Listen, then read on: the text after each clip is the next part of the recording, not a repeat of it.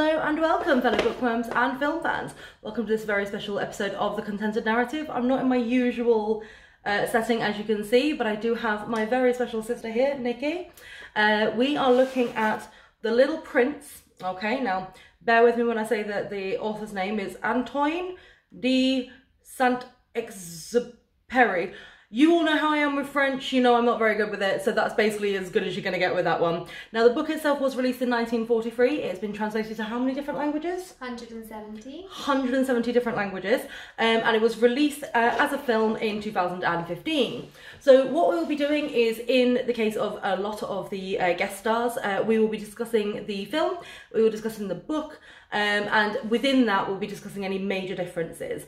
Now, first things first, let's have a look at the book. So, first of all, the book, okay, this book, which comes with commentary as well, was a birthday present this year from Nikki and from Jessica, who was in a previous Contented Narrative episode, and it's from the Folio Society, and it has the most gorgeous, I mean, you know Folio Society, I've done a couple, but like, look at the illustrations.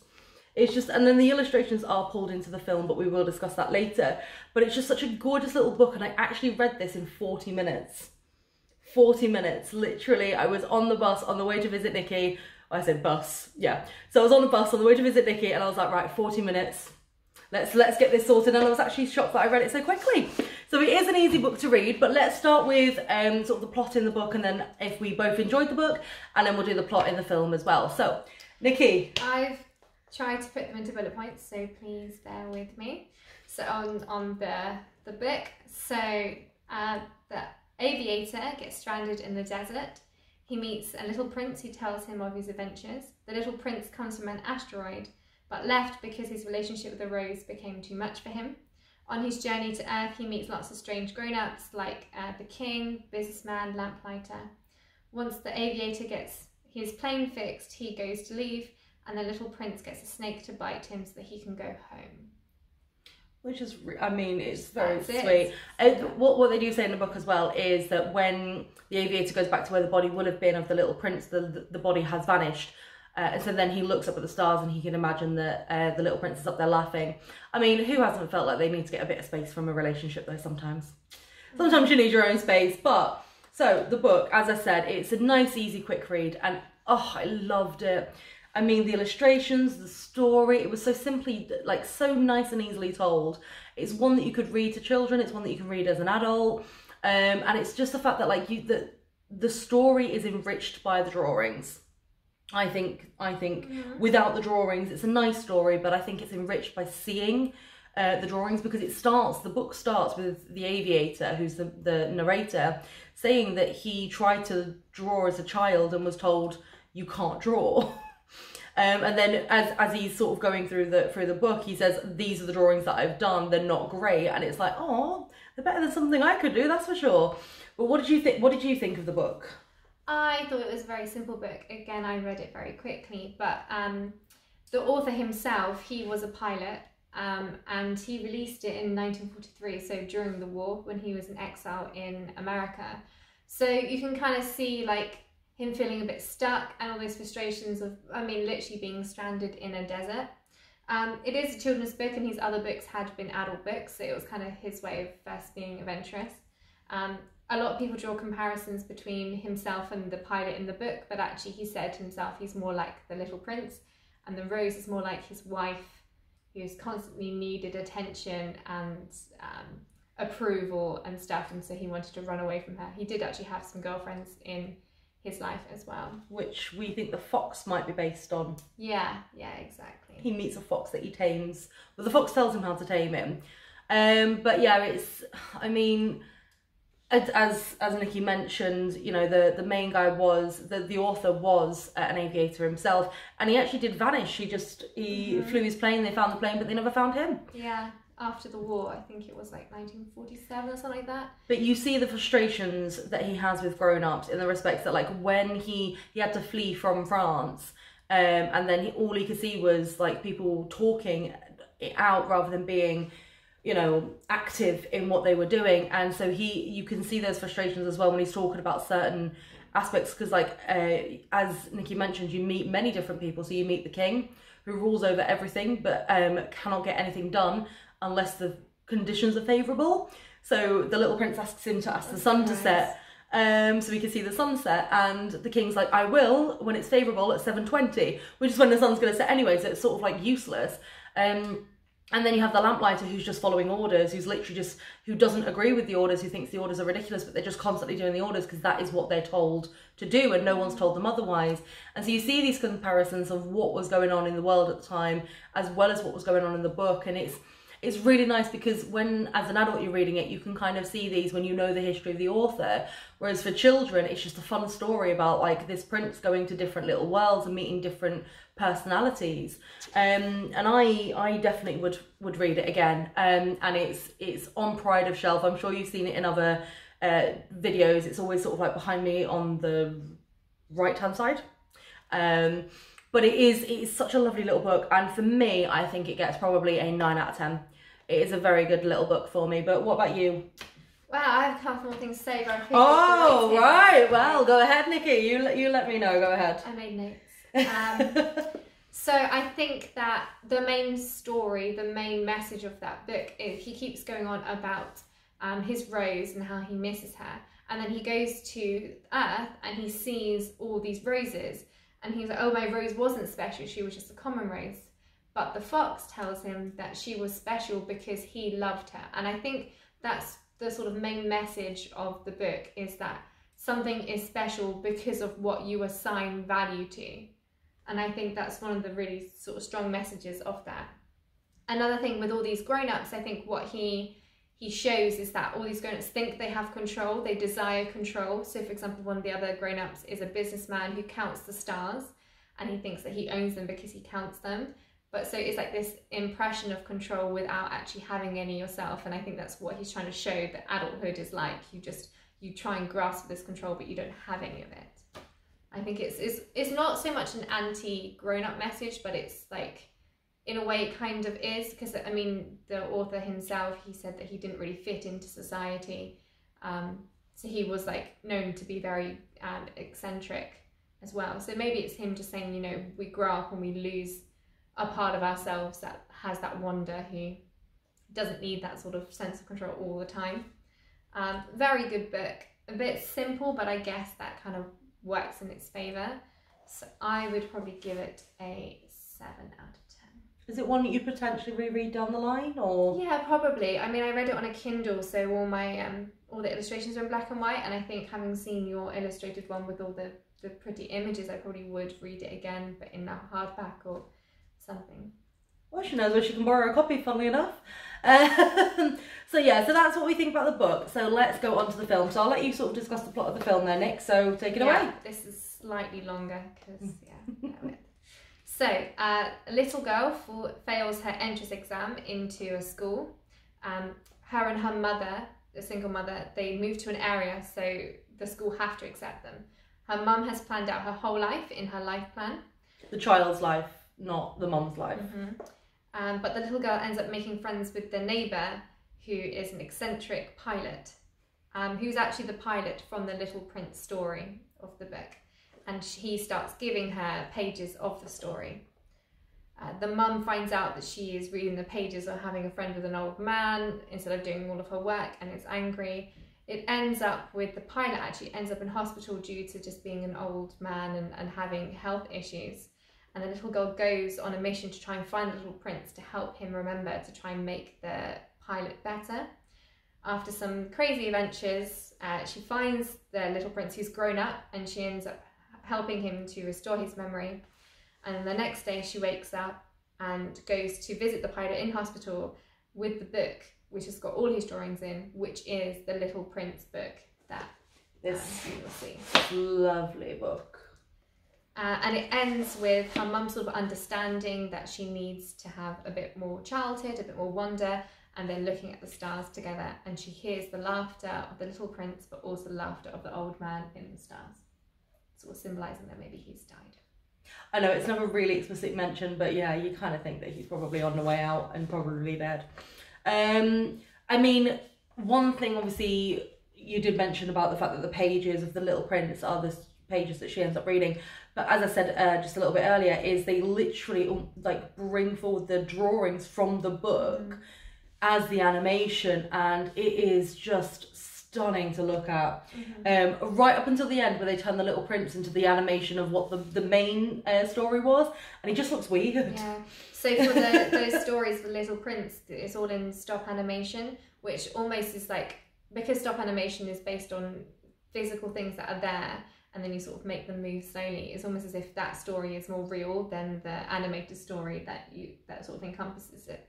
But yeah, they do it at the end to sort of blend the styles together, but it doesn't work very well. Yeah, I mean, the Little Prince does look a little bit weird, but I enjoy this film. I've watched it several times. I mean, the animation is lovely, and little touches as well. Is like when they turn the radio on, like the songs are in French. And obviously you've got like when the pages are being read, like the writing's in French, and it's like nice little touches like that. But it's the fact that you're watching this story of this little girl who's becoming a little girl rather than basically a mini version of her mother, and realizing, and to be fair, at the beginning she prepped so hard for this interview, and then they ask her that it's like, oh, they can ask you the big question, and they think the big question is like, why are you, is it Wentworth Yeah. Wentworth material. So she's got ready being like, yes, I am, you know, with like the bullet points. But the question they ask is, what do you want to be when you grow up?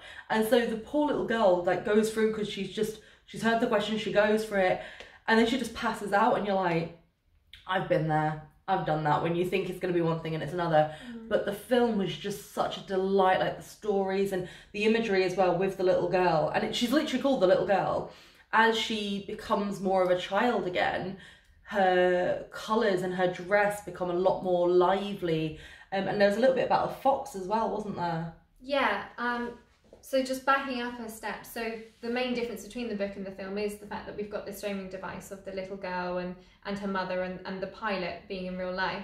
And yeah, they find sort of ways of linking the book to this framing device. So like you were saying, in the book there's a fox who is a wild fox, but he gets tamed by the Little Prince, and therefore they become important to each other, and he's orange. And in the film, when she is enjoying the company of the pilot and they're talking to each other, she actually is wearing orange trousers, as if she is the fox, as she is being tamed by the pilot, but not in a way of sort of minimizing her creativity. It's like they are becoming important to each other. I mean, I must admit, when one of the first scenes where you kind of see the pilot is when a propeller breaks through the fence into the house around, knocks everything out. And then you just see him go back and pull a bush in front of the hole. And then when the policeman comes and he just gives them all the pennies to pay it back. And you're like, yeah, all right. And I mean, it's so nice to see that wonder as well. And as you mentioned, it bookends with the Little Prince story. The Little Prince book in the film actually ends very much earlier. And then you get a whole other sort of like ending to it. Yeah. It's like a whole third act that has nothing to do with the book whatsoever. But it ties it in really nicely, as you said, with the prince being taught how to be a child again by a child that was an adult, basically, that was taught by, like, it's just so many layers to just showing like the wonderment that you get. I mean, I thoroughly love this film. I think a lot of the symbolism in it is really nice. I think as well, sometimes you can just watch a film and see the symbolism, sometimes you could just watch it and just enjoy it, and sometimes you can see both. And I think this is one where it's both, and it's not too heavy-handed in its message. Because I have watched films before which is very heavy-handed with what it says and how it presents itself to the audience. This one's not like that. It's just basically saying, you know, have that childlike wonder back in your life. And I would rewatch the film, and I think it gets, I'd give it an 8 out of 10 for me. I think it probably gets knocked down a little bit simply because the Little Prince at the end just doesn't look right. It freaks me out. It's knocked down a whole 2 points. Not a whole 2 points. That's not the whole reason. I would rewatch it, but it is an 8 out of 10 from me. But I mean, you've got your little bullet points there. I do. I have other things to say before I. For it. No, go for it. I think it keeps the message very similar to, you know, it is the value that you assign to something that makes it important. So he could just be a old crazy man, but it is the value that she assigns to him that makes him someone special to her.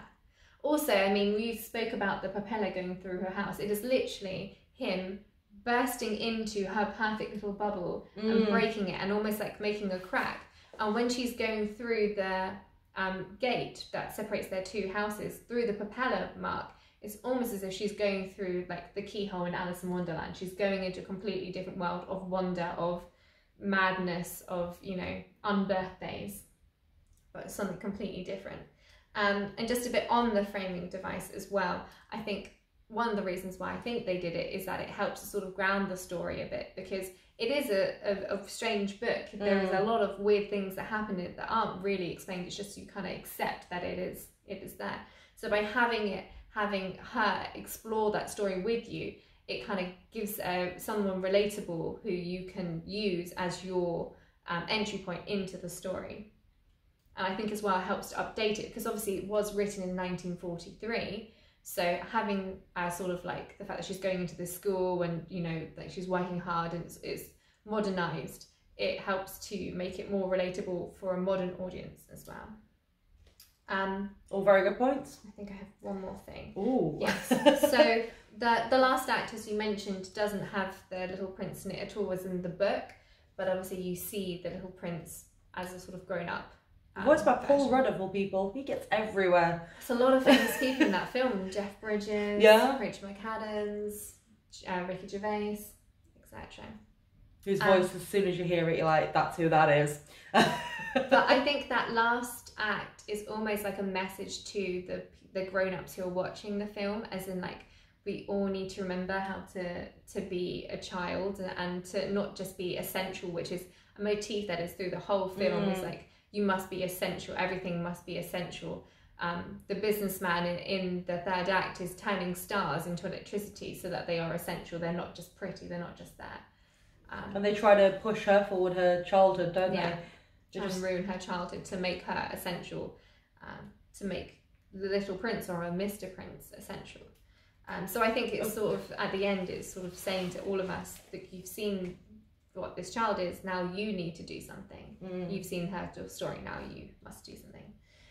And with all that sort of like wrapped up, I think I would probably give it a 9 out of 10. Ooh. I really like this film. I think the animation is really great. Yes, it has a little bit of a blip at the end, but you know what? I can forgive that. It's very sad actually when he finally gets back to his planet as an older prince, and he sees the rose has died. Oh yeah, that says that it's okay because the sunrise happens and you see the rose in the sunrise, and it's almost saying as if like the bodies that we have are just shells. And a bit like in the book itself, it was saying that when he got bitten by the snake, it was just a shell. That wasn't who he was. He went up to the stars, and his rose was in the stars, and now he was in the stars, and now the pilot is too. I mean, that was so sweet, that ending though. And like, cause it was very sad, but because there also is a bit, and I can't remember who it is that he talks to, and I can't remember the word that he uses. My God. But it like begins with an E, and he asks what it is, what that word means, and it means that it means that something isn't going to last forever. And so he's like, oh, okay. So then that's when he starts to realise that actually that's what he wants to love. Right, okay, where is that word? Give me a second. Okay, you've got vain. No, that's not him. The drunkard, who doesn't exist at all. Well, the drunkard doesn't exist in the film. Which I give him, yeah. If they put drinking in the film, then they would have to change the rating. So yeah, they would. Yeah, I can't find it. I think it's like I can't even begin to remember what it is. But it is like he has that whole conversation, and it's the fact that the reason you love something and the reason it's so important is because it's not forever, and that it will end. But they're almost saying that it's not going to end, right? No, as in like that corporal bit will end, but but what you've assigned a value to will always be important to you and important to those around you. Stars, yeah. A very sweet message. But yeah, I mean, that is obviously our opinions on The Little Prince. If you do end up reading it based on our recommendations, please do leave it below in the comments. Don't forget to click subscribe so that you're alerted whenever a new video comes out. Here. Somewhere in the area. So click subscribe so you're alerted whenever a video comes out. You can join us on Facebook under the Content and Narrative group, or you can follow me on Instagram. So if there's any books, film recommendations you'd like me to do, Please do let me know if you agree or disagree with anything that we said. Please again let me know, and if you would like to do a guest appearance with myself, I can certainly get something sorted, but you would need to obviously pick the book to film adaptation you'd like to do, or the book review that you'd like to do. But thank you so much for your continued support, guys. Thank you so much, Nikki, for guest starring this evening, and remember to always keep it contento.